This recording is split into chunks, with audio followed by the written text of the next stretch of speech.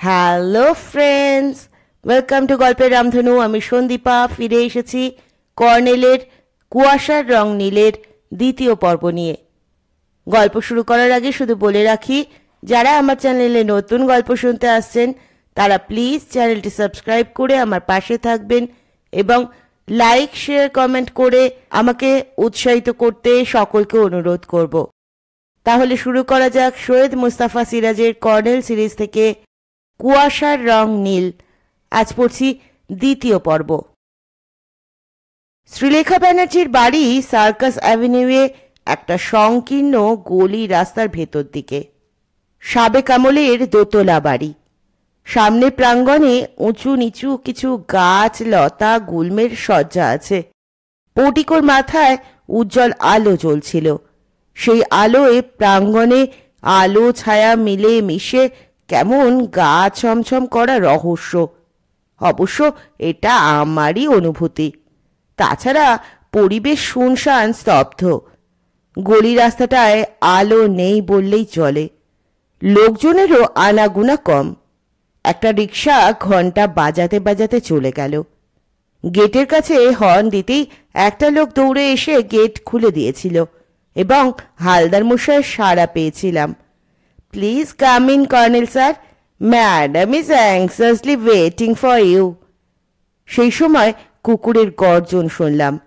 হালদার মশাই পাল্টা গর্জে উঠলেন, বদ্রীনাথ, কুত্তা সামাল দাও। কাম নাই, খালি চেঁচায়। নিচের তলায় বনেদি ধরনের সাজানো বর্ষার ঘর। হালদার মশাই আমাদের দোতলায় নিয়ে এলেন। বারান্দায় শ্রীলেখা দাঁড়িয়েছিলেন। নমস্কার করে আমাদের একটা ঘরে ঢোকালেন। এই ঘরটা আধুনিক রীতিতে সাজানো। ছোট্ট একটা টিভি আছে কোণের দিকে। আমাদের বসতে বলে শ্রীলেখা সম্ভবত আপ্যায়নের জন্য ভেতরের ঘরে যাচ্ছিলেন। কর্নেল বললেন, মিসেস ব্যানার্জি, প্লিজ বসুন, আগে কিছু জরুরি কথাবার্তা সেরে নি। শ্রীলেখাকে সকালের চেয়ে নিষ্প্রভ দেখাচ্ছিল। পুতুলের মতো বসলেন। আসতে বললেন, আমাকে আজ দুপুরে অফিসে সেই লোকটা টেলিফোনে হুমকি দিয়েছে। কেন আমি প্রাইভেট ডিটেকটিভ লাগিয়েছি বলে ধমক দিল। তারপর মিস্টার হালদারের কাছে শুনলাম ওকেও হুমকি দিয়েছে। হালদার মশাই কিছু বলতে যাচ্ছিলেন। কর্নেল ইশারায় তাকে থামিয়ে বললেন, প্রথমে আমার কয়েকটা প্রশ্নের উত্তর দিন। বলুন। আপনার এ বাড়িতে কে কে থাকে? ফ্যামিলির ওল্ড সার্ভেন্ট সুরেন, দারোয়ান বদ্রীনাথ আর মালতী। মালতী রান্নাবান্না ইত্যাদি করে। এরা বাড়িতেই নিচের তলায় থাকে। আমার স্বামীর মৃত্যুর পর মালতী আমার পাশের ঘরে থাকে। তবে মর্নিংয়ে আমার পিএ সুদেশনা আসে। কোম্পানির কিছু প্রাইভেট অ্যান্ড কনফিডেন্সিয়াল কাজকর্ম আছে।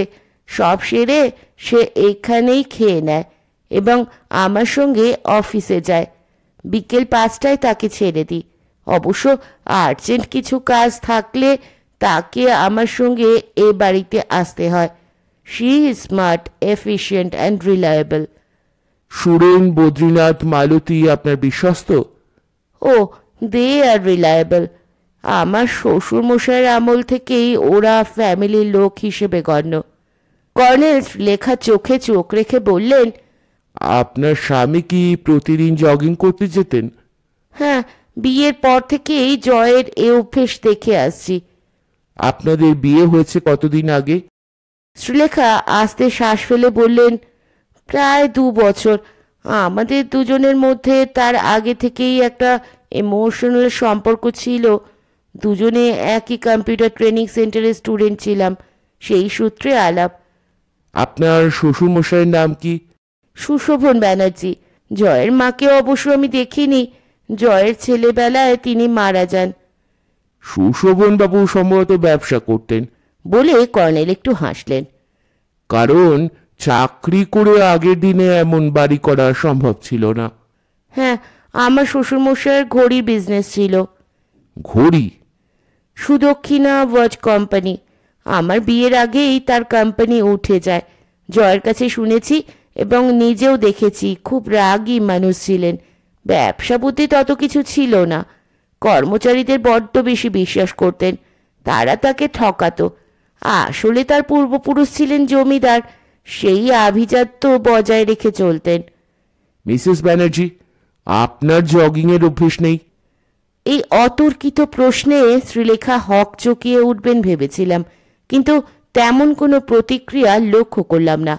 শ্রীলেখা নিষ্পলক দৃষ্টিতে বললেন, খুব স্বাভাবিক প্রশ্ন কর্নেল সরকার। না, আমি জয়ের সঙ্গে জগিং করতে যেতাম না। কারণ জগিং কেন, জোরে হাঁটা চলাও আমার পক্ষে সম্ভব নয়। বছর 7 আগে কলেজ থেকে ফেরার সময় রাস্তায় একটা ম্যান হলে আমার ডান পা ঢুকে যায়। প্রচণ্ড বৃষ্টিতে রাস্তায় জল জমেছিল, ম্যানহোলটা ছিল খোলা। শ্রীলেখা চাপা শ্বাস ফেলে বললেন, হিপ জয়েন্টে ক্র্যাক হয়েছিল। প্রায় 6 মাস প্লাস্টার বাঁধা অবস্থায় শয্যাশায়ী ছিলাম। That's a long story. আমার একাডেমিক ক্যারিয়ারের সেখানেই শেষ। যখন হাঁটা চলা সম্ভব হলো, তখন বাবা আমাকে অগত্যা কম্পিউটার ট্রেনিং সেন্টারে ভর্তি করে দিলেন। আপনার বাবা বেঁচে আছেন? না, মাও বেঁচে নেই। আমি বাবা মায়ের একমাত্র সন্তান। একটু চুপ করে থাকার পর শ্রীলেখা ঠোঁটের কোণে কেমন একটু হেসে বললেন, প্রশ্নটা আপনি তুলবেন আমি জানতাম, তাই সেই পুরনো দুর্ঘটনার মেডিকেল রিপোর্ট খুঁজে বের করে রেখেছি, যদি দেখতে চান। কর্নেল দ্রুত বললেন, আপনি ইন্টেলিজেন্ট, তবে না, কোনো মেডিকেল রিপোর্ট দেখার প্রয়োজন আমার নেই। আপনাকে প্রশ্ন করতে এসেছি, শুধু উত্তর দেওয়াই যথেষ্ট। আচ্ছা মিসেস ব্যানার্জি, কোনো অ্যাংলো ইন্ডিয়ান যুবককে কি আপনি চেনেন? মাথায় লম্বা চুল এবং পেছন দিকে হর্স ট্রেলের মতো বাঁধা। না তো, তবে। শ্রীলেখা হঠাৎ থেমে নিচের ঠোঁট কামড়ে ধরলেন। বলুন। জয় তার মৃত্যুর আগের দিন রাত্রে কথায় কথায় বলছিল ময়দানে একজন হিপি টাইপের যুবক তাকে জগিংয়ের সময় টিজ করে, আবার টিজ করলে সে পুলিশকে জানাবে। শ্রীলেখা চশমার ভেতর থেকে তীক্ষ্ণ দৃষ্টে তাকালেন কর্নেলের দিকে। Do you know that guy? না, চিনি না, তবে জানতে পেরেছি সে একজন পাগল। এক্স্যাক্টলি। জয় বলছিল পাগল ছাড়া ওভাবে কেউ টিজ করে না। জগিংয়ের সময় বারবার নাকি সে জয়ের পাশ ঘেঁষে আসতো, কখনো পেছন থেকে জয়ের পিঠে খোঁচা মেরে দূরে সরে যেত। আপনাকে বলা উচিত, জয় নিরীহ ভীতু মানুষ ছিল। আচ্ছা মিসেস ব্যানার্জি, জগিং করতে যাওয়ার সময় মিস্টার ব্যানার্জির হাতে নিশ্চয়ই ঘড়ি থাকতো? লক্ষ্য করিনি, সে উঠত খুব ভোরে, তখন আমি ঘুমিয়ে থাকতাম। বেডরুমে ইয়ের লক আছে, ভেতর থেকে খোলা যায়, বাইরে থেকে খুলতে হলে চাবি লাগে। জয় এসে আমার ঘুম ভাঙাতো। আপনার স্বামীর কতগুলো রিস্ট ওয়াচ ছিল? গুনে দেখিনি। আমার শ্বশুরমশাই ওয়াচ কোম্পানির মালিক ছিলেন, কাজী জয়ের ঘড়ির সংখ্যা অনেক। ওই দেখুন, শোকেসে কত রিস্ট ওয়াচ সাজানো, অনেকগুলোই অচল এবং পুরনো। আপনি নীল ডায়াল রোমার ঘড়ির কথা বলছিলেন, তেমন কোনো ঘড়ি কখনো দেখিনি, কোথাও খুঁজে পাইনি, বিলিভ মি। কিন্তু তার একটা নীল ডায়াল রোমার রিস্ট ওয়াচ অবশ্যই ছিল। ছিল? ছিল তো গেল কোথায়? দুর্ঘটনায় তার মৃত্যুর সময় ওটা ছিনতাই হয়ে গেছে। শ্রীলেখা নিষ্পলক চোখে তাকিয়ে থাকার পর বললেন, আপনি কিভাবে জানলেন? হালদার মশাই বলে উঠলেন, কর্নেল স্যারের কিছু অজানা থাকে না, আপনারে কইছিলাম না। কর্নেল হাসলেন। বরং খুলে বলুন হালদার মশাই, তদন্ত করেই জানতে পেরেছি। হ্যাঁ। শ্রীলেখা বললেন, এবার কফি বলি, আপনি কফির ভক্ত। কর্নেল বললেন, হ্যাঁ, এবার কফি খাওয়া যাক। শ্রীলেখা বেরিয়ে গেলেন। কর্নেল ঘরের ভেতরটা দেখতে দেখতে কোণের সেই ছোট্ট টিভির দিকে আঙুল তুলে চাপা স্বরে বললেন, হালদার মশাই, বলুন তো ওটা কি? হালদার মশাই বললেন, কেন টিভি? কর্নেল হাসলেন। এতক্ষণে যন্ত্রটা খুঁটিয়ে দেখলাম। বললাম, কম্পিউটার, তবে ঘরে ঢুকেই মনে হচ্ছিল টিভি। হালদার মশাই উঠে গিয়ে কম্পিউটারটা দেখে এলেন। বললেন, ঠিক কইছেন, কিন্তু কম্পিউটার অফিসের কামে লাগে, বাড়িতে কম্পিউটার কি কামে লাগবো? কর্নেল বললেন, এটা কম্পিউটারের যুগ হালদার মশাই, অদূর ভবিষ্যতে ঘরে ঘরে ওই যন্ত্র কেনা হবে। বিশেষ করে ওটা পার্সোনাল কম্পিউটার, মিসেস ব্যানার্জির কোম্পানিরই তৈরি সম্ভবত। কর্নেল কম্পিউটার নিয়ে বক বক শুরু করলেন। একটু পরে শ্রীলেখা এবং তার পিছনে পরিচারিকা মালতী ঘরে ঢুকল। মালতীর হাতে বিশাল ট্রে, বয়সে প্রৌঢ়া এবং শক্ত সমর্থ গড়ন। বোঝা যায় শ্রীলেখাকে গার্ড দেওয়ার উপযুক্ত সে। ট্রে রেখে সে চলে গেল। শ্রীলেখা কফি তৈরি করতে করতে বললেন, আপনারা কম্পিউটার নিয়ে আলোচনা করছেন কানে এলো। ওটা জয়ের নিজস্ব ডিজাইনে তৈরি, পার্সোনাল কম্পিউটারই বটে, তবে একটু স্পেশালিটি আছে। কর্নেল বললেন, জানতে আগ্রহ হচ্ছে, বলুন। ওতে জয়ের ফ্যামিলির অনেক তথ্য কোডিফাইড করা আছে। তার জন্য বিশেষ বিশেষ কোড আগে জেনে রাখা দরকার, না জানলে ওটা ব্যবহার করা যাবে না। অবশ্য সাধারণ কম্পিউটারের মতোও ওটা ব্যবহার করা যায়, কিন্তু সেই বিশেষ কোড জানলে তথ্যগুলো পেপার শিটে টাইপড হয়ে বেরিয়ে আসবে। কর্নেল বলে উঠলেন, আপনি জানেন না? শ্রীলেখা কর্নেলের হাতে কফির পেয়ালা দিয়ে আসতে বললেন, না, জয় বলেছিল 5টা লেটার অবধি ডেটা ফিট করতে পেরেছে। ওই লেটারগুলোকে বলা চলে কিওয়ার্ড। আরও কয়েকটা কিওয়ার্ড দিয়ে ডেটা ফিট করতে পারলে সংশ্লিষ্ট পুরো তথ্য কোডিফাইড হবে। আমি ওর সমস্যা বুঝতাম। কম্পিউটার ব্রেন বলে একটা কথা শুনে থাকবেন, সেই ব্রেনের নিজস্ব নার্ভ আছে। না, নার্ভ বলছি উপযুক্ত শব্দের অভাবে, বরং channel of the certain system বললে আপনাদের বুঝতে সুবিধে হবে। কয়েকটা যেন নির্দিষ্ট রাগের স্বরগমের মতো।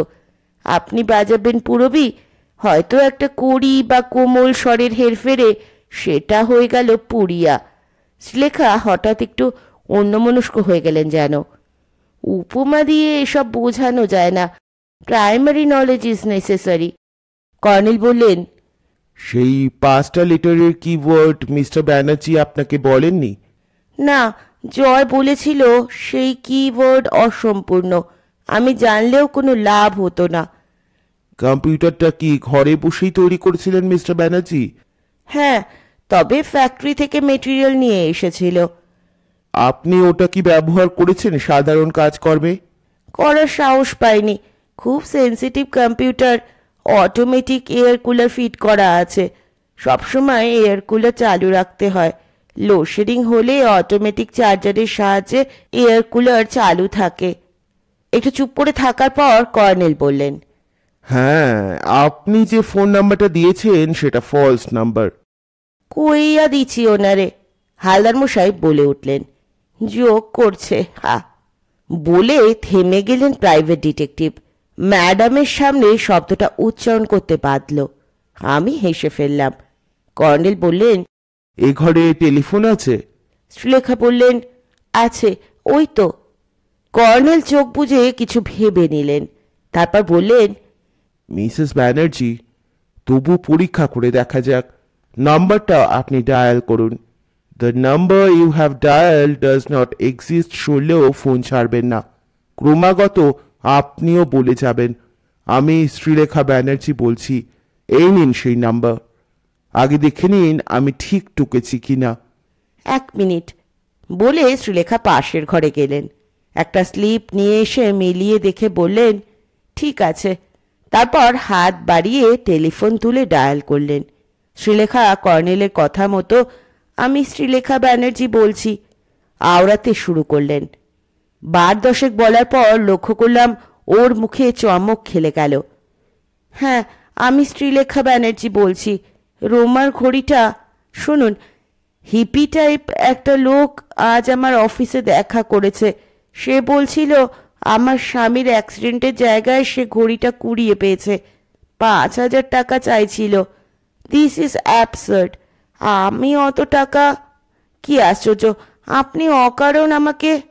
ওকে ওকে, মেনে নিচ্ছি আপনারই রিস্ট ওয়াচ। তো আপনি খুঁজে বের করুন। Detective, please listen. Mister Haldar আমার শ্বশুরের বন্ধু, তাই naturally. Colonel Niladri Sarkar, do you know him? খুলে বলি শুনুন। কর্নেল সাহেবের কাছে গিয়েছিলাম অন্য একটা ব্যাপারে। না না, আপনার ব্যাপারে মোটেই নয়। হ্যাঁ, উনি এখন নিচের ঘরে আছেন। But why are you shadowing mister man?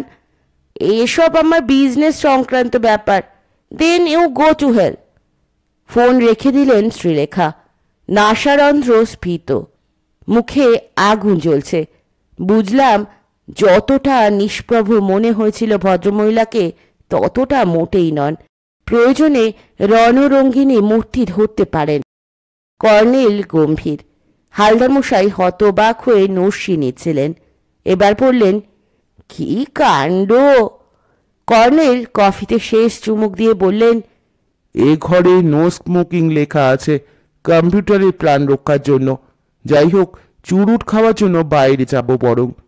Sreelekha বললেন, আপনি যে এ বাড়িতে এসেছেন লোকটা তা জানে, তার মানে ওর চোরেরা নজর রেখেছে। শোনা মাত্র হালদার মশাই সবেগে বেরিয়ে গেলেন। ওকে বাধা দেওয়ার সুযোগই দিলেন না কাউকে। কর্নেল হাসলেন। আমার ধারণা ঠিকই ছিল, দেখা যাচ্ছে লোকটা ধরিবাজ, কিন্তু হালদার মশাই আবার অকারণ ঝামেলা না বাঁধান। মিসেস ব্যানার্জি, আপনি প্লিজ আপনার দারোয়ান বা সার্ভেন্টকে হালদার মশাইয়ের খোঁজে বেরোতে বলুন। উনি সম্ভবত গলির ভেতরই কোথাও ওত পাততে গেলেন। শ্রীলেখা বেরিয়ে গেলেন। একটু পরে মালতী এসে ট্রে গুছিয়ে নিয়ে গেল। তার মুখ কেন যেন এখন বেজায় গম্ভীর। কর্নেল চোখ বুজে আওড়ালেন, man cannot live by bread alone, but can any man live without bread? বললাম, সাবধান কর্নেল, আপনি কিন্তু সত্যি পাগল হয়ে যাবেন। আজ সকাল থেকে ব্রেড আপনাকে ভূতে পাওয়ার মতো পেয়ে বসেছে।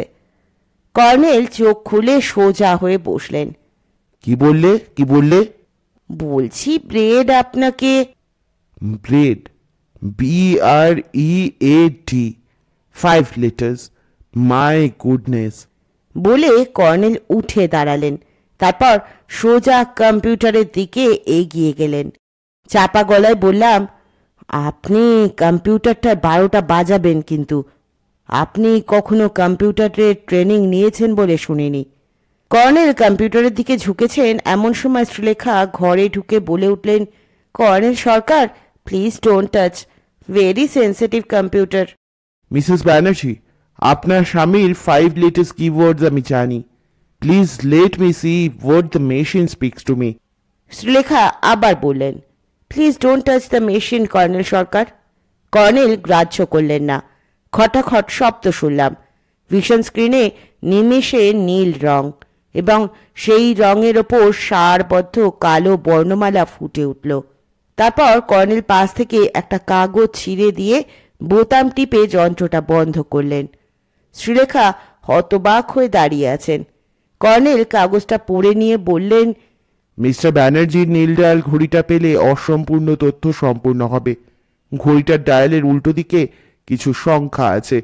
তবে I am very sorry Mrs Banerjee, সত্যের খাতিরে বলছি, আপনার স্বামী আপনাকে ইদানিং বিশ্বাস করতে পারছিলেন না। কেন পারছিলেন না তা আপনারই জানার কথা। শ্রীলেখা সোফায় বসে পড়লেন। ভাঙা গলায় বললেন, পেপার শিটটা দেখতে পারি?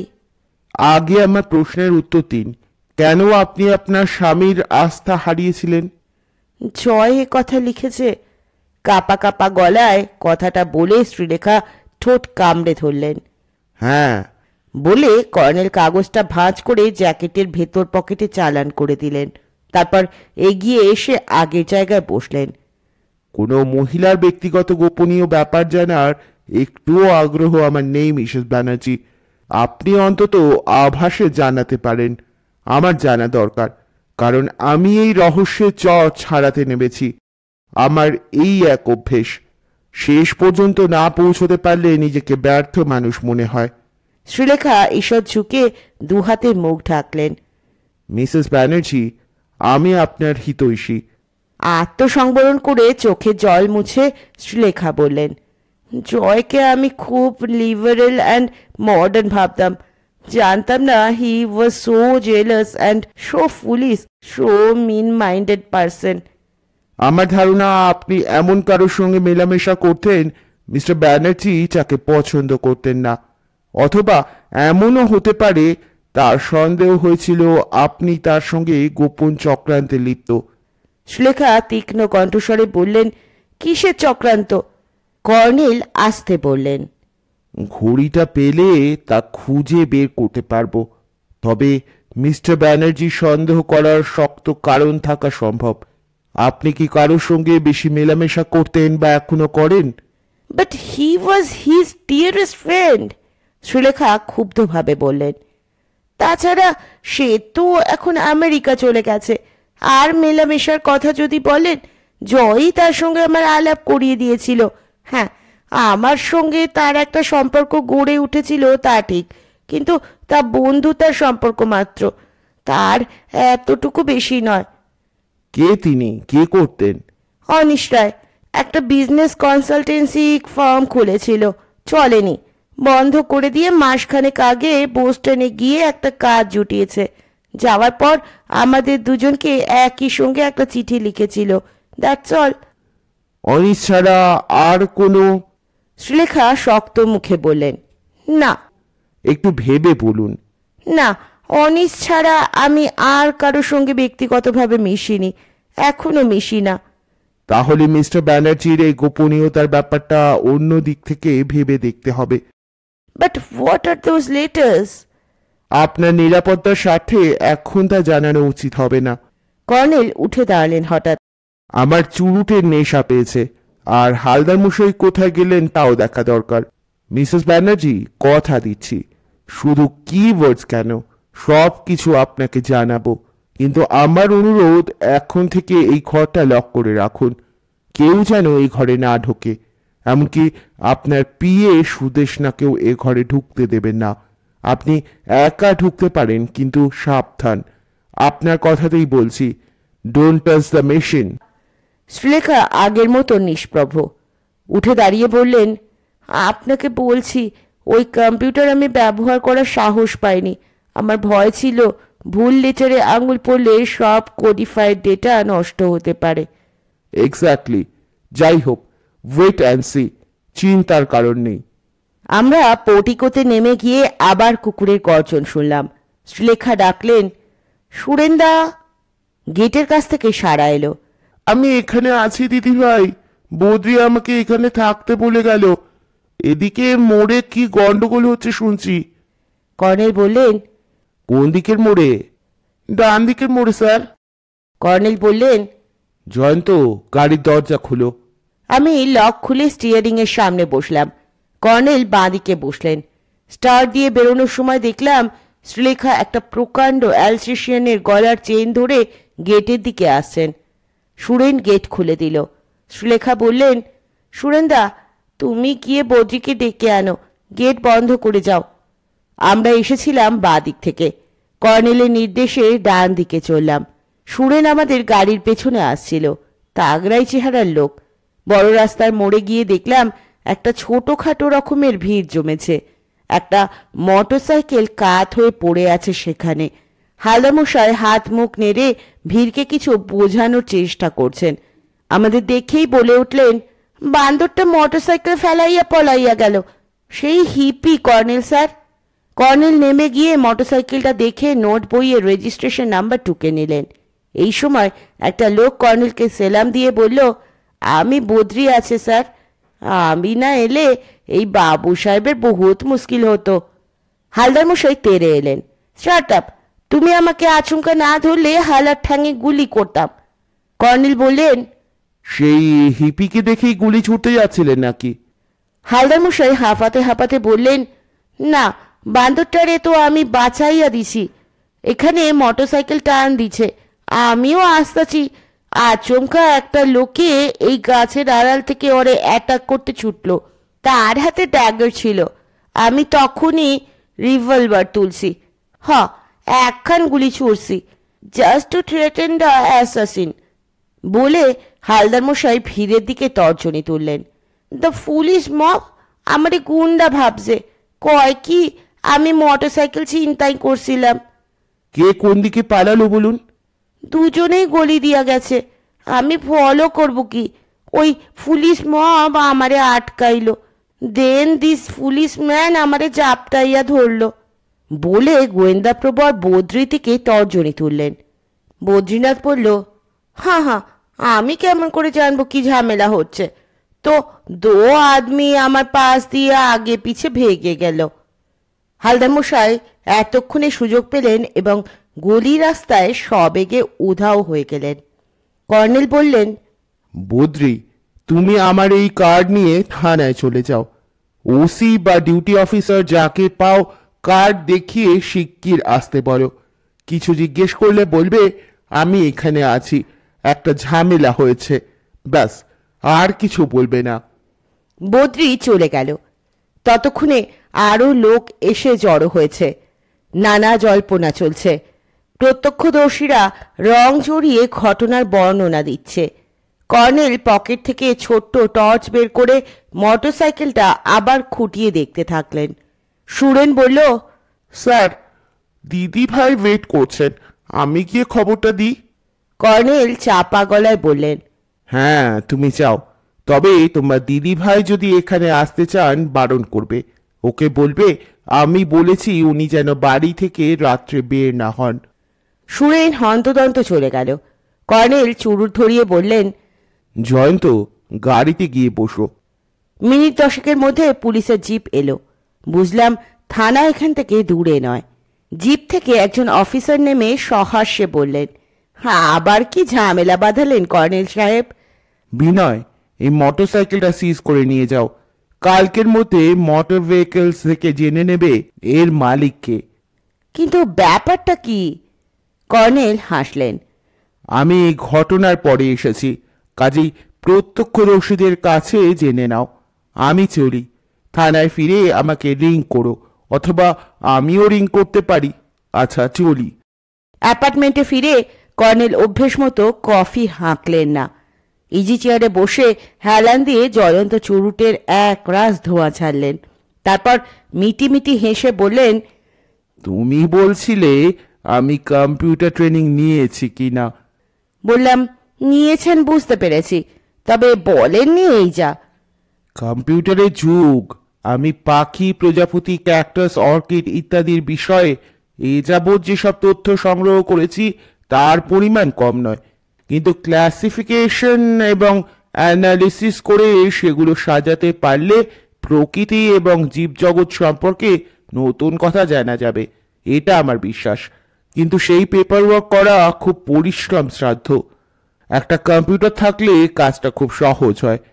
কাজেই সপ্তাহে 4 দিন আমি কাছেই একটা ট্রেনিং সেন্টারে যাই। প্রাইমারি কোর্স শেষ করেছি, পরের কোর্স শেষ হলে একটা কম্পিউটার কিনে ফেলবো। না, শ্রীলেখা এন্টারপ্রাইজ থেকে নয়, ওদের পার্সোনাল কম্পিউটার আমার কাজের উপযুক্ত নয়। ষষ্ঠীচরণ পর্দার ফাঁক দিয়ে উকি মেরে বলল, বাবা মশাই কফি খাবেন না? আধ ঘন্টা পরে। ঘড়ি দেখে বললাম, প্রায় 9:30 বাজে। এত রাত্রে ইস্টার্ন বাইপাস হয়ে আমাকে ফিরতে হবে। কর্নেল হাসলেন। তবু তোমার তাড়া দেখছি না, কারণ তুমি মিস্টার ব্যানার্জির কম্পিউটারাইজ স্টেটমেন্ট সম্পর্কে আগ্রহী। ওর ভঙ্গি নকল করে বললাম, দ্যাটস রাইট। কর্নেল জ্যাকেটের ভেতর পকেট থেকে কাগজটা বের করে আমাকে দিলেন। তারপর চোখ বুজে হেলান দিলেন। কাগজের ভাঁজ খুলে দেখি ইংরেজিতে টাইপ করা কিছু বাক্য, যার বাংলা করলে এই দাঁড়ায়, কোনো মানুষ জানে না পরের মুহূর্তে কি ঘটতে পারে, তাই আমি আমাদের পারিবারিক গোপন তথ্য এই কম্পিউটারে কোডিফাইড করে রাখলাম। 7টা সংখ্যা এর সংকেত। সংখ্যাগুলো পাছে ভুলে যায়, তাই বাবার নীল ডায়াল রোমার হাতঘড়ির পেছনে খোদাই করেছি। শ্রীলেখার কাছে আমার গোপন করা উচিত হচ্ছে না, কিন্তু তার প্রতি আস্থা রাখতে পারলাম না। ইদানিং তার আচরণ হাবভাব দেখে মনে হয়েছে সে আগে শ্রীলেখা নয়। আমার সন্দেহ সে আমার আড়ালে এমন কিছু করে যা আমার পক্ষে ক্ষতিকর। আমি জানি শ্রীলেখা অত্যন্ত উচ্চাকাঙ্ক্ষী মেয়ে, বিপজ্জনকভাবে উচ্চাকাঙ্ক্ষী, ডেঞ্জারাসলি অ্যাম্বিশাস। তার অসাধ্য কিছু নেই। কাগজটা কর্নেলকে ফিরিয়ে দিয়ে বললাম, হ্যাঁ, ভদ্রমহিলা সম্পর্কে আমারও ধারণা হয়েছে she is dangerously ambitious. Colonel বললেন, মহিলা অমন একটা কোম্পানি চালাচ্ছেন বলে? ডার্লিং, তোমার মধ্যে মেল সোভিনিজম লক্ষ্য করেছি। জগৎটা কি দ্রুত বদলাচ্ছে তা তোমার চোখে পড়ে না? শ্রীলেখার অফিসে খোঁজ নিন, দেখবেন কোনো পুরুষ মানুষ ওর গার্জিয়ান হয়ে উঠেছেন। আমি উঠে দাঁড়ালাম। হালদার মশাই শেষ অবধি কি করলেন জানার ইচ্ছে ছিল, কিন্তু আমি ভীষণ ক্লান্ত। কর্নেল দরজা পর্যন্ত আমাকে এগিয়ে দিয়ে অভ্যেস মতো বললেন, good night, have a nice sleep. সল্টলেকের ফ্ল্যাটে ফিরে খাওয়া দাওয়ার পর যখন বিছানায় শুয়েছি, তখন হঠাৎ মাথায় এলো হিপি টাইপ সেই অ্যাংলো ইন্ডিয়ান যুবক কি 5 লেটার্স কিওয়ার্ডের কথা জানে, কেন সে ওই কথাগুলো আওড়ায় এবং টেলিফোনেও শ্রীলেখা ব্যানার্জিকে বারবার বলে উত্ত্যক্ত করে। এই পয়েন্টটা আগে মাথায় এলে কর্নেলকে বলতাম। হালদার মশাই বলেছিলেন রুটি রহস্য। সত্যিই তাই, রুটি। ব্রেড শব্দটাই শেষাবধি এই রহস্যের একটা চাবিকাঠি হয়ে উঠল। সকালে ঘুম থেকে উঠে বাথরুমে যাচ্ছি, তখন টেলিফোন বাজল। বিরক্ত হয়ে ফোন তুলে অভ্যেস মতো বললাম, wrong number. Right number darling. Sorry, morning old boss. Morning Jayanta, 8:30 বাজে। এক্ষুনি চলে এসো, আমার এখানে ব্রেকফাস্ট করবে। কি ব্যাপার হালদার মশাইয়ের? না, গত রাতে তোমার ঘুম ভাঙাতে চাইনি, কিন্তু যে ভয় করেছিলাম তাই হয়েছে। সেই অ্যাংলো ইন্ডিয়ান যুবক গত রাতে খুন হয়েছে। এতটাই তার পিঠে ছুরি মেরেছিল। সেই অবস্থায় সে পাঁচিল ডিঙিয়ে শ্রীলেখা ব্যানার্জির বাড়িতে ঢোকে। তারপর না, ফোনে বলে বোঝাতে পারবো না। তুমি এখনই চলে এসো। কর্নেলের অ্যাপার্টমেন্টে গিয়ে দেখি হালদার মশাই মন মরা হয়ে বসে আছেন। কর্নেলের মুখে যে ঘটনা শুনলাম তা যেমন অদ্ভুত তেমনই সাংঘাতিক। তখন রাত প্রায় 11টা। শ্রীলেখা ব্যানার্জির অ্যালসেশিয়ান কুকুরটা রাত্রে ছাড়া থাকে। বদ্রীনাথের ঘরে সুরেন মোটরসাইকেলের ঘটনাটা নিয়ে উত্তেজিতভাবে কথা বলছিল। সেই কুকুরটা প্রচণ্ড গর্জন শুরু করে। ওরা দুজনেই বেরিয়ে দেখে কুকুরটা পাঁচিলের ওপর ওঠার চেষ্টা করছে। ওখানে ঘন ঝোপ ঝাড় এবং একটা কৃষ্ণচূড়া গাছ আছে, আলো কম। দুজনেই দুটো লাঠি আর টর্চ নিয়ে দৌড়ে যায়। সেই মুহূর্তে একটা লোক পাঁচিল থেকে হুড়মুড় করে ঝোপে পড়ে যায়, কিন্তু তখনও দুজনে জানত না লোকটার পিঠে একটা ছুরি বিঁধে আছে। সে যন্ত্রণার্ত কণ্ঠস্বরে অতি কষ্টে বলল, ম্যাডামকে বোলাও। শ্রীলেখা তখনও শুয়ে পড়েনি। দোতলার ব্যালকনি থেকে জানতে চান কি হয়েছে। পাঁচিলের কাছে গিয়ে তিনিও চমকে ওঠেন। হিপি টাইপের এক অ্যাংলো ইন্ডিয়ান যুবক ঝোপের ভেতর হাঁটু দুমড়ে বসে আছে। সে জড়ানো গলায় বলে, টেক ইট, টেক ইট। তার হাতে ছিল একটা ঘড়ি, সেই নীল ডায়াল রোমার রিস্টওয়াচ। ঘড়িটা কম্পিত হাতে শ্রীলেখা তার হাত থেকে নেন। তারপরই যুবকটি উপুড় হয়ে পড়ে যায়। তখন ওরা দেখতে পান তার পিঠে একটা ছুরি বিঁধে আছে। শ্রীলেখা বুদ্ধিমতী, পুলিশকে ফোন করেছিলেন, কিন্তু ঘড়িটার কথা বলেননি। সুরেন এবং বদ্রীনাথকেও কিছু বলতে নিষেধ করেন। পুলিশ সুরেন বা বদ্রীকে জেরা করার পর আবিষ্কার করে যুবকটিকে ছুরি মারা হয়েছে বাইরে। ওদিকটায় একটা মোটর গ্যারেজ এবং পুরো এক টুকরো জায়গা আছে। সেখান থেকে রক্তের ছাপ এগিয়ে এসেছে পাঁচিলের দিকে। পুলিশ বলেছে এই সেই রুটি ছিনতাইকারী পাগল।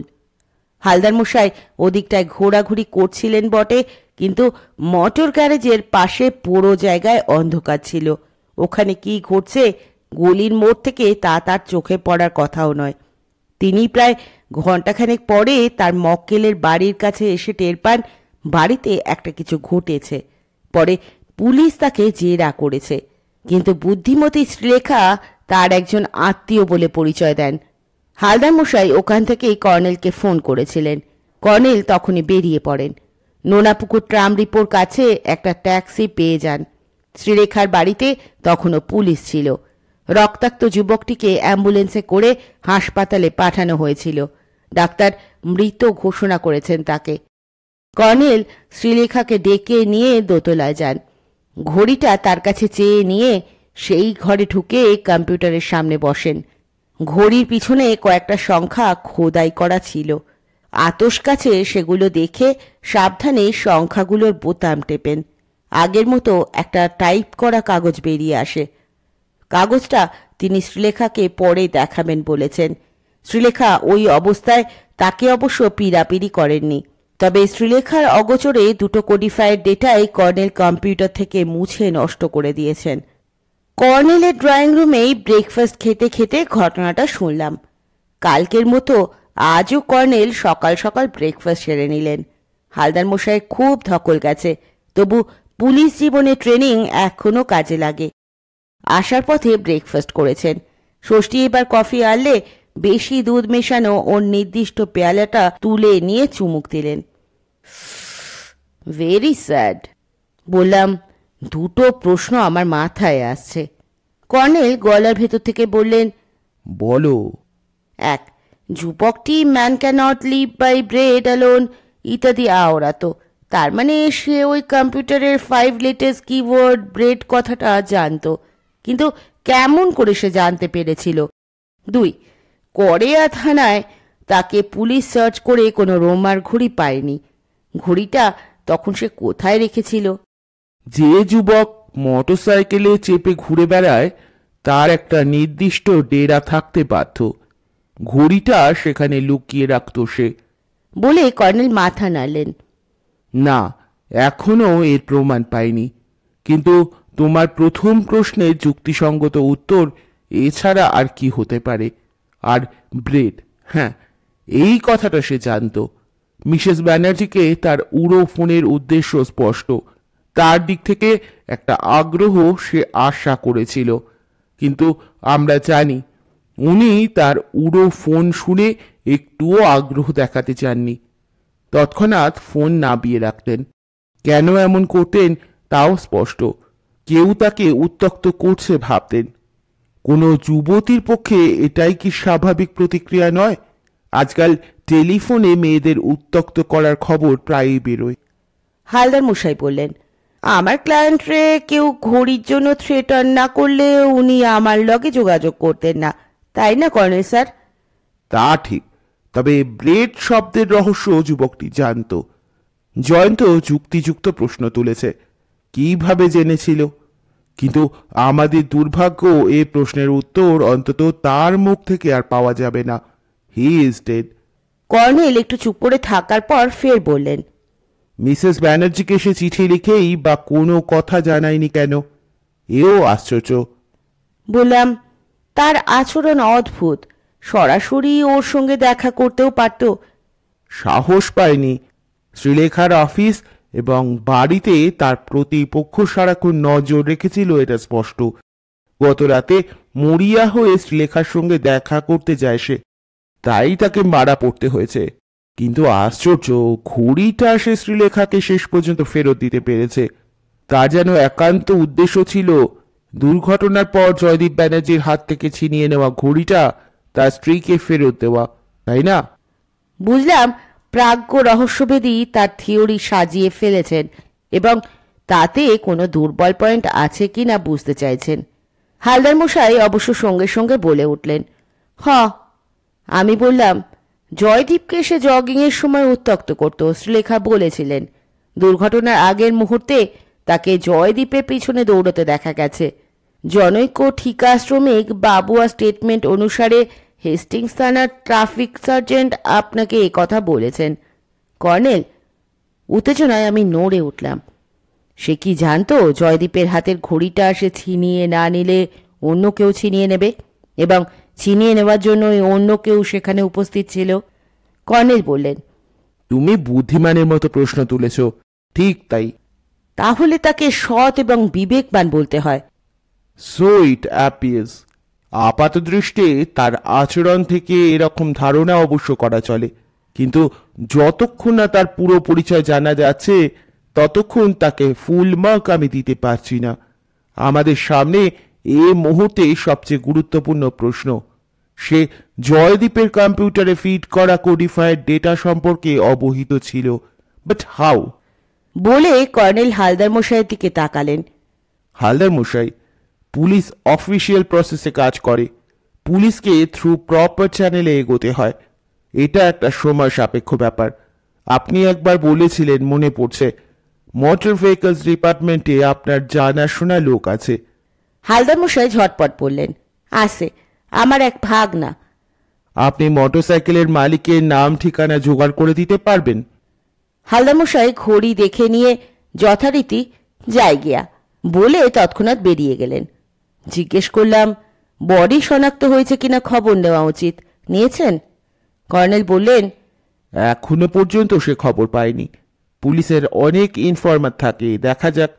ওর পকেটে নিশ্চয়ই কোনো কাগজপত্র আছে। কিছু পাওয়া যায়নি। মোটরসাইকেলের documents, driving licence, pollution certificate? Nothing. অদ্ভুত তো। আচ্ছা কর্নেল, গত পরশু করেয়া থানায় ওকে সার্চ করেছিল পুলিশ, তখনও কি কোনো কাগজপত্র পাওয়া যায়নি? না, শুধু হিপ পকেটে নগদ 3 টাকা, ডান পকেটে একটা সিগারেটের প্যাকেট আর বাঁ পকেটে একটা রুমাল। ডান পকেটে কিছু খুচরো পয়সাও ছিল আর একটা লাইটার। সিটিজেন রিস্ট ওয়াচ ছিল কিন্তু। That's all. গত রাতে সেই রিস্ট ওয়াচটা ছিল না? না। মোটরসাইকেলটা সার্চ করা হয়েছে তো? কর্নেল হাসলেন। পার্টস বাই পার্টস অবশ্য খোলা হয়নি। তার মানে কিছু পাওয়া যায়নি? অদ্ভুত, সত্যি অদ্ভুত। কর্নেল, আপনি ওকে যতই ধুরন্ধর বা শিয়ানা বলুন, আমার এবার মনে হচ্ছে সত্যি ওর মাথার গন্ডগোল ছিল। ওই যে একটা কথা আছে, শিয়ানা পাগল। কর্নেল ঘড়ি দেখলেন, তারপর উঠে দাঁড়িয়ে বললেন, চলো বেরোনো যাক।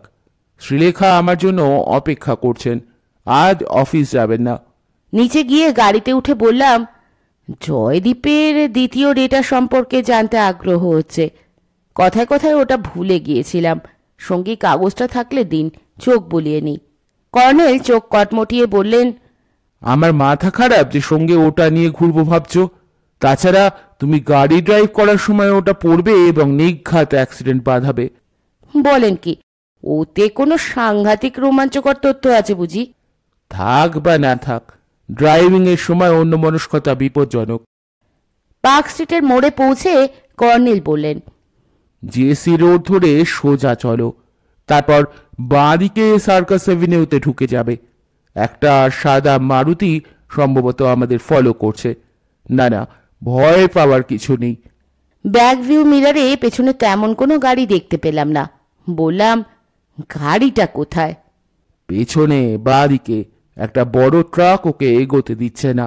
এক কাজ করো, থিয়েটার রোডের পরেই বাঁদিকের গলিতে ঢুকে পড়ো, লুকোচুরি খেলা যাক। ভয় যে পাইনি তা নয়, এই ভিড়ে আমার গাড়ির টায়ারে গুলি ছুঁড়ে ফাঁসানো সহজ। তারপর পেছনকার ট্রাক এসে আমার গাড়ির ওপর পড়লেই গেছি। কিন্তু পেছনকার বিশাল ট্রাকের ড্রাইভার কোনো গাড়িকে পাশ কাটাতে দিচ্ছে না।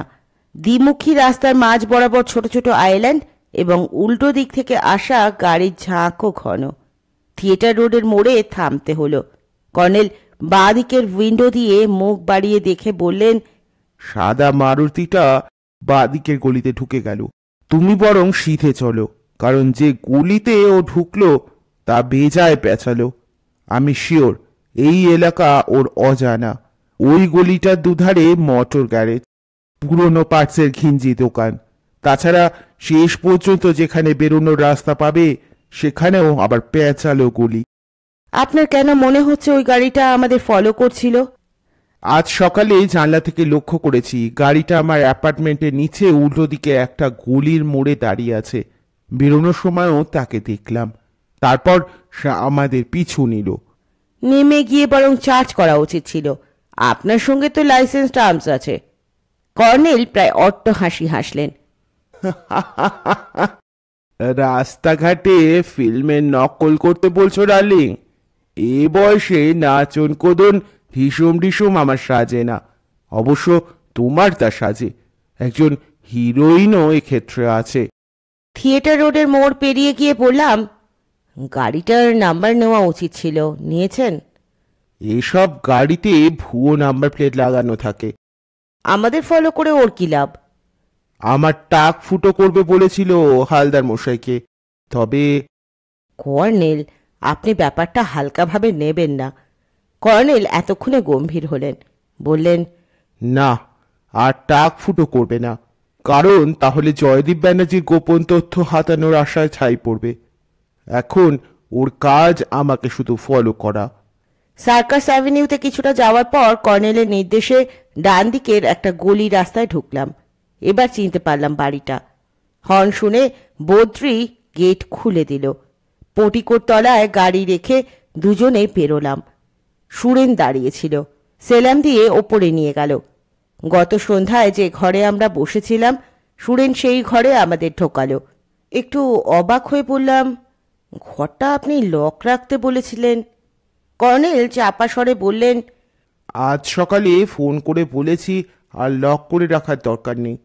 কর্নেলের চোখে কৌতুক ঝিলিক দিল। দ্রুত বললাম, আপনি চাইছেন এ ঘরে চোর এসে হানা দিক? ইজ ইট আ ট্র্যাপ বস? উনি ইশারায় চুপ করতে বললেন। শ্রীলেখা এলেন প্রায় 5 মিনিট পরে। চেহারায় চঞ্চল বিভ্রান্ত ভাব। বললেন, আপনাদের বসিয়ে রাখার জন্য দুঃখিত। আমার পিএ সুদেশ না আজ আসেনি। মর্নিংয়ে অনেক জরুরি কাজ থাকে। আশ্চর্য ব্যাপার, ফোনেও জানাতে পারত। অগত্যা আমি রিং করলাম, কেউ ফোন ধরল না। This is something odd. সুদেশনার পুরো নাম কি? সুদেশনা দত্ত। আমার অবাক লাগছে, গত রাতে ওকে রিং করে আজ 6:30টার মধ্যে আসতে বললাম। এও বললাম একটা মিস অ্যাপ হয়েছে, অফিস যাব না তাই। শ্রীলেখা বিরক্ত মুখে বললেন, সুদেশনা এমন কখনো করে না। বর্ষার সময় প্রচণ্ড বৃষ্টি, রাস্তায় জল, রাফ ওয়েদার, তবু সে এসেছে। আমি বললাম, রিং হচ্ছে, কেউ ফোন ধরছে না, তার মানে সুদেশনা হয়তো বেরিয়েছিল এখানে আসার জন্য। পথে তার কোনো বিপদ হয়নি তো? শ্রীলেখা চমকে উঠেছিলেন, আসতে বললেন, কিন্তু ওর কি বিপদ হবে, কেন হবে? কর্নেল বললেন, সুদেশনা কতদিন আপনার পিএ পোস্টে আছে? মাস 2। তার আগে অফিসে সে স্টেনো টাইপিস্ট ছিল। জয় আমার কাজে সাহায্যের জন্যই সুদেশনাকে দিয়েছিল। She is sincere, honest and reliable colonel Sarkar. বিবাহিতা? না, নামের আগে মিস লেখে, ফ্লুয়েন্টলি ইংলিশ বলে। সে থাকে কোথায়? গোবরা এরিয়ায়, ন্যাশনাল মেডিকেল কলেজের ওদিকে। আমি চিনি না। আপনি আর একবার রিং করে দেখুন। শ্রীলেখা টেলিফোন তুলে ডায়াল করে বললেন, রিং হয়ে যাচ্ছে আগের মতো, এই দেখুন।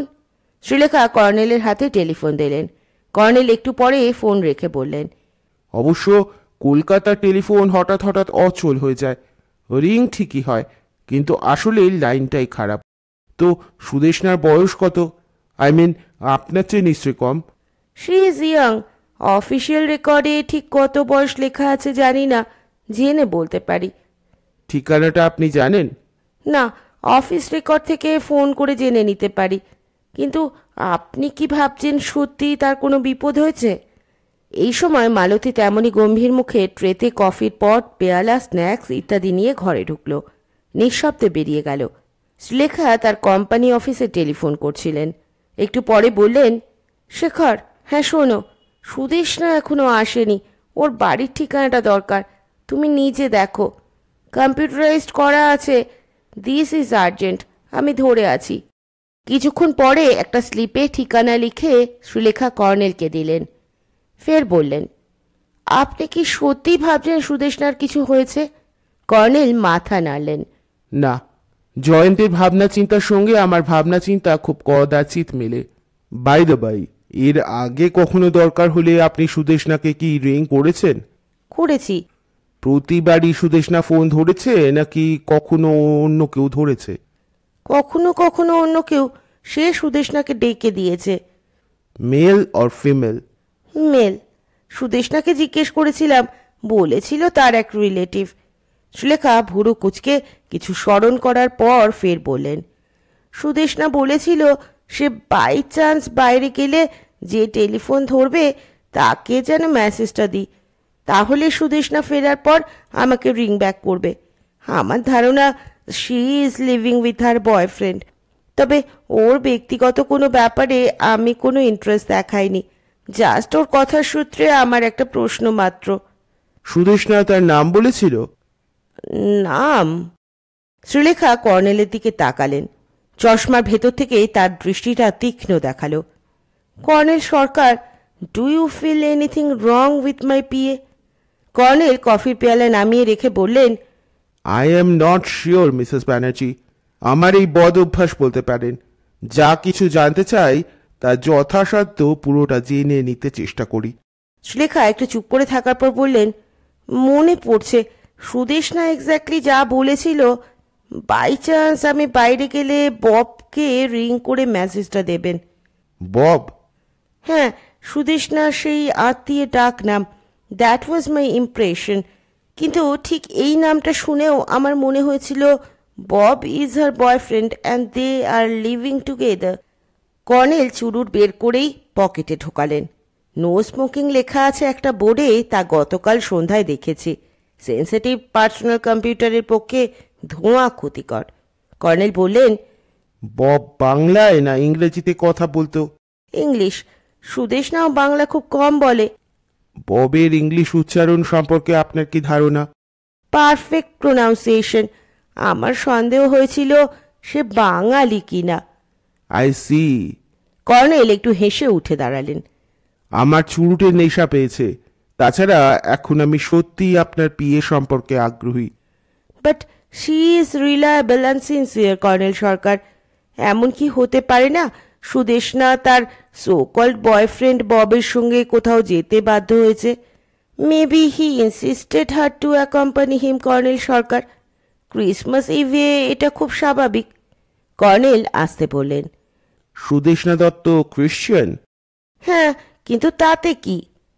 কথাটা গোড়ার দিকে জানলে আমি অন্তত 2 স্টেপ এগিয়ে যেতে পারতাম মিসেস ব্যানার্জি। আপনি জিজ্ঞেস করেননি, করলে বলতাম। আসলে অনেক সময় আমরা জানি না যে আমরা কি জানি। বলে কর্নেল বেরিয়ে গেলেন ঘর থেকে। ওকে অনুসরণ করলাম। শ্রীলেখা আমাদের পিছনে আসছিলেন। সিঁড়িতে নামার সময় আর্ত কণ্ঠস্বরে বললেন, কর্নেল সরকার, আপনি জয়ের ব্যক্তিগত কাগজপত্র খুঁজে দেখতে বলেছিলেন। আমি একটা অদ্ভুত চিঠি খুঁজে পেয়েছি, অনিশ রায়ের লেখা চিঠি। চিঠিটা দেখে যান। কর্নেল ঘুরে দাঁড়ালেন, তারপর বললেন, এখন আমার প্রতিটি মুহূর্ত মূল্যবান মিসেস ব্যানার্জি। আপনি অফিসে চলে যান, চিঠিটা নিয়ে যাবেন। আমি যথা সময় যাব। হ্যাঁ, আপনার অফিসে থাকা জরুরি। প্লিজ মিসেস ব্যানার্জি, শিগগির আপনি অফিসে যান।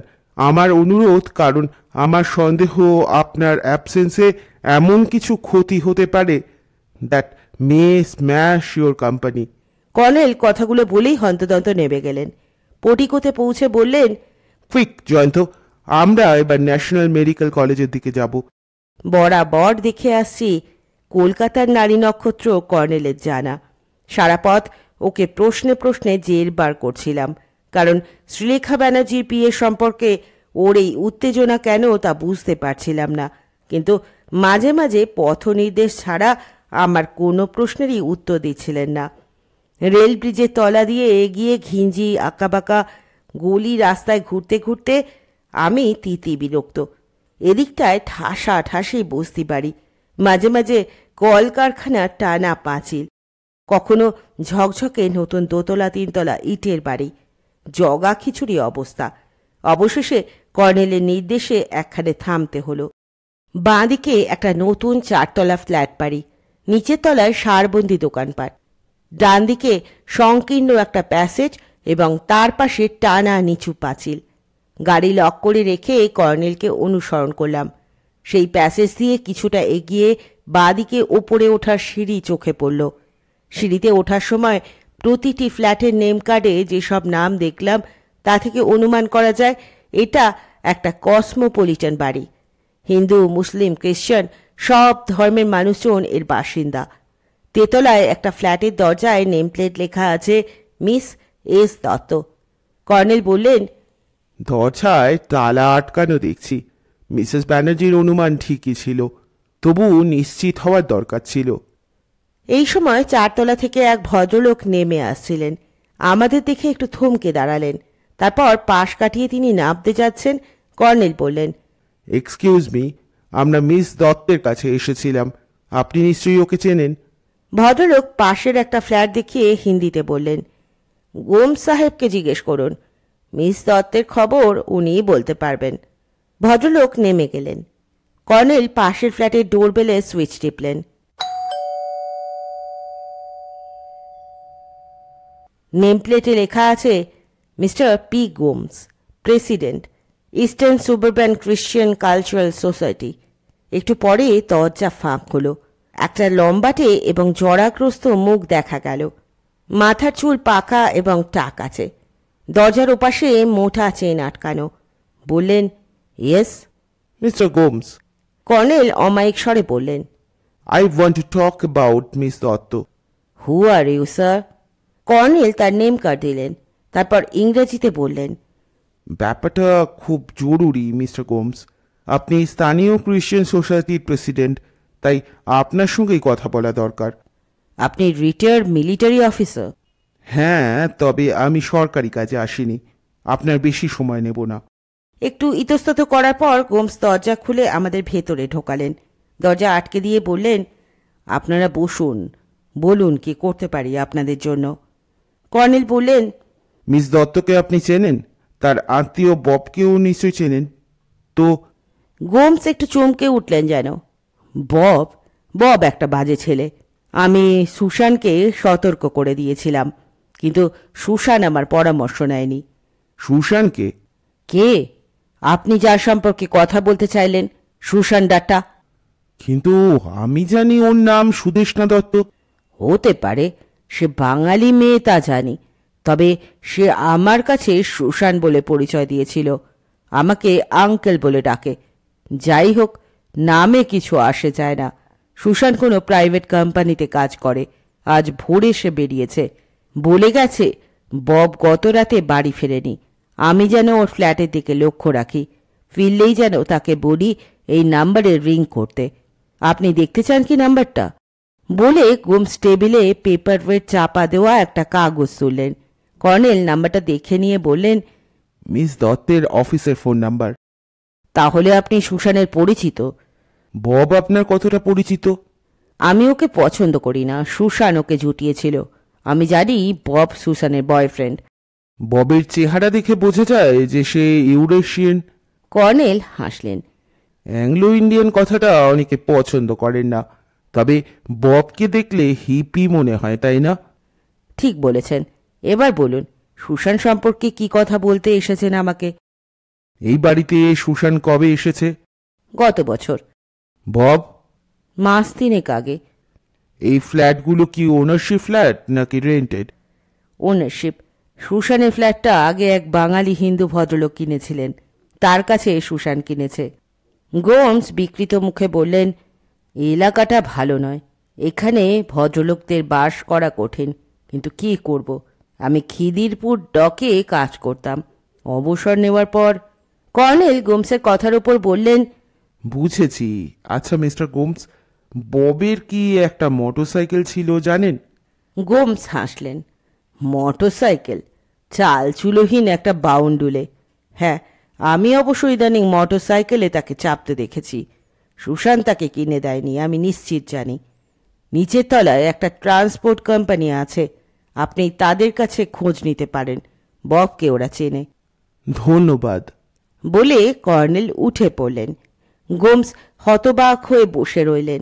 এমন নাটকীয় প্রবেশ ও প্রস্থান বৃদ্ধ ভদ্রলোককে নিশ্চয়ই অবাক করেছিল। আজ এখানেই শেষ করছি সৈয়দ মুস্তাফা সিরাজের কর্নেল সমগ্র থেকে কুয়াশার রং নীলের 2য় পর্ব। খুব তাড়াতাড়ি ফিরব 3য় এবং শেষ পর্ব নিয়ে। ততক্ষণ পর্যন্ত সকলে ভালো থাকবেন, সুস্থ থাকবেন, পাশে থাকবেন। নমস্কার।